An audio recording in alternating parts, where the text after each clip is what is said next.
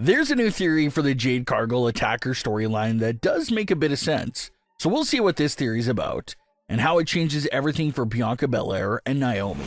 Starting things off with this new fan theory and perspective of the Jade Cargill storyline, and how a big part of the story could have been legitimately changed at the last second.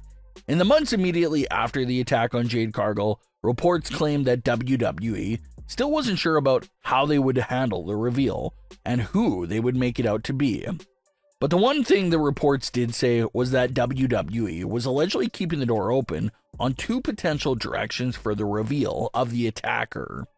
The report never named the two routes that WWE was keeping open, but telling by the looks of the story, it makes the most sense to assume that these two directions that they had in mind was either a Bianca Belair reveal or a Naomi reveal. That makes the most sense there. You have a big group of fans that thought Bianca and Naomi orchestrated the attack together and were both in on it, which was a solid theory as well. There was definitely a lot of evidence to support that. Naomi takes the spot and gets all the benefits, and Bianca Belair instantly moved on from Jade, and the smile on her grew by the day after teaming up with Naomi. So they both look guilty in that light. Now we know how the reveal went down, with Jade Cargill returning at Elimination Chamber to attack Naomi, since she herself saw Naomi running away from the scene that night, so Jade was sure it was her. But here's where the theory comes into play, and this was something brought up by Peter Rosenberg. He thinks that the story was set up and made in a way that was certainly going to reveal Bianca Belair as the attacker and have that big heel-turning moment for her. But Peter thinks as soon as WWE finalized the plans for John Cena's heel turn, that's the big thing that made them go back and cancel the heel turn for Bianca Belair.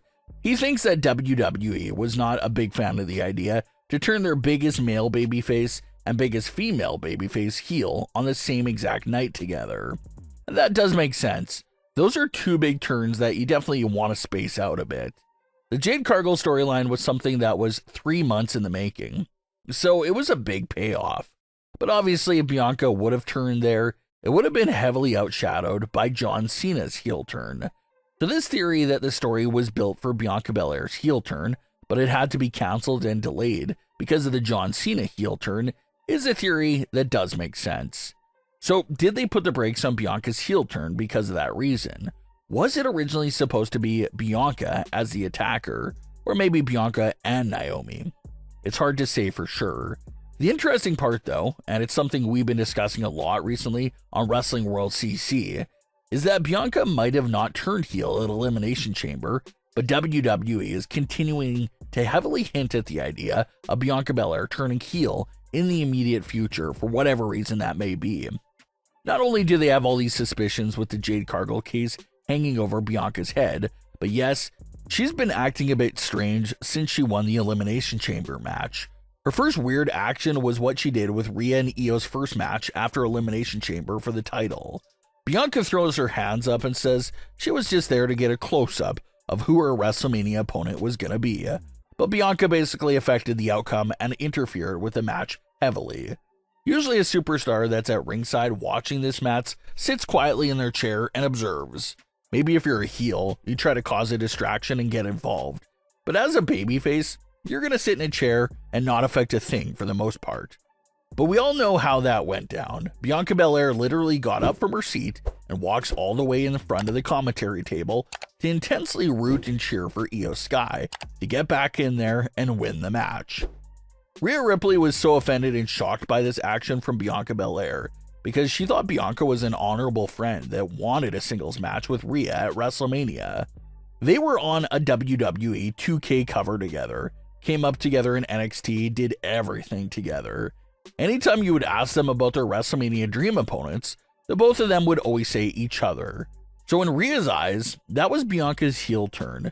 Bianca did not want the singles match with Rhea Ripley anymore. Bianca wanted Io Sky to win because she thinks Io would be an easier opponent to beat instead of Rhea.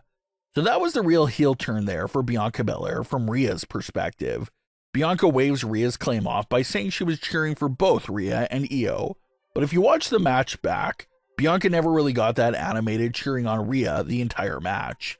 What does make you wonder Was Bianca truly secretly rooting for Rhea Ripley to lose the match after all? Is Bianca trying to cover up all her recent dirty actions here in this situation with Rhea and Io? And if Bianca has some bad things to hide here in this scenario, how far back does Bianca's bad actions and heel ways go? Is she also hiding some things and truth from the Jade Cargill attack? It definitely gets you thinking because Bianca's character has been doing some shady things in recent weeks, such as costing Rhea Ripley the title and doing everything in her power to keep Rhea out of the title match at WrestleMania. Maybe it's all because she had this elaborate and evil plan to make it back to the top of the women's division. Maybe it was Bianca's plan to take Jade Cargill out and pin the whole thing on Naomi, so that she'll get rid of the both of them since they're both holding her back in the tag team division. Then maybe the next part of her plan was to eliminate Rhea as champion and get her out of the WrestleMania title picture in order to get an easier match, just so that it could be Io and herself at WrestleMania, which Bianca does like her chances in that match. And who knows, maybe Bianca got another heel trick up her sleeve for Io as well if she needs to use it. And up until this point, Bianca Belair has done an amazing job of covering her tracks while also keeping her composure in all heated situations. But like Bianca has been showing on Raw and even teasing on social media, the heel cracks are definitely starting to show for her. It's like the Hulk just slowly starting to Hulk out. Bianca's trying to hold it all together, but the pressure of everything she's going through is starting to get to her, and it shows. Maybe she had a solid plan. Maybe step one of getting away with the Jade Cargill attack went smoothly. But this second part of the plan, with taking Rhea Ripley out of the WrestleMania picture, is not going according to Bianca's original plan. That may end up being the reason why Bianca loses her mind. So it's an interesting theory by Peter Rosenberg, and it does check out.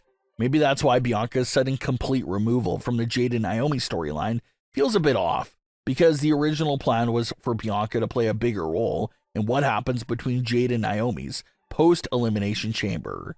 But because of the last-second change-up and cancellation, we didn't get to see the heel Bianca right away. But maybe the heel turn for Bianca Belair was not fully canceled after all. Maybe it was just a little delayed, and that explains why we're seeing so much heel tendencies from Bianca in current day. Maybe she does turn heel in the near future.